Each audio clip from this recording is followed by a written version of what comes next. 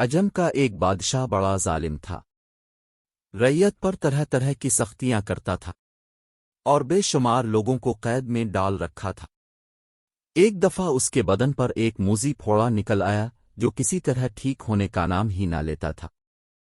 اس کی تکلیف سے بادشاہ سوکھ کر کانٹا بن گیا۔ ایک درباری نے اس کو بتایا کہ جہاں پناہ اس شہر میں ایک خدا رسیدہ بزرگ ہیں، ان کی دعا سے بگڑے کام بن جاتے ہیں۔ اگر آپ ان سے دعا کرائیں تو امید ہے کہ اللہ تعالیٰ آپ کو شفا دے گا۔ اس بادشاہ نے ان کو بلا بھیجا اور دعا کے درخواست کی۔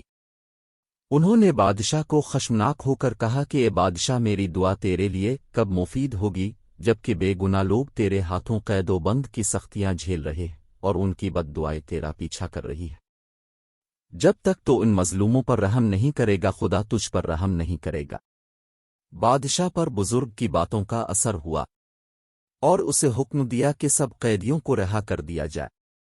جب سب لوگ رہا ہو گئے تو اللہ کے اس نیک بندے نے بارگاہ الہی میں نہایت آمرزی سے دعا کی کہ الہی تو نے اس کو نافرمانی میں پکڑا، اب اس نے اطاعت اختیار کی تو بھی اس پر رحم فرما۔ ابھی ان کی دعا پوری بھی نہ ہوئی تھی کہ اللہ تعالیٰ نے بادشاہ کو شفا دے دی۔ اس نے حکم دیا کہ ان کے سر پر زر و جواہر نچھاور کیے جائیں۔ بزرگ نے زر و جواہر پر ٹھوکر مار کر کہا کہ اے بادشاہ، مجھے ان کی حاجت نہیں ہے۔ ہاں تو پھر ایسے کام نہ کرنا کہ یہ بیماری اود کر آئے۔ جب تو ایک بار گرا ہے تو اب قدم جما کر رکھ کے دوبارہ نہ پھسلے۔ سن لے، یہ سچی بات ہے، ہر کوئی گر کر ہر مرتبہ نہیں اٹھتا ہے۔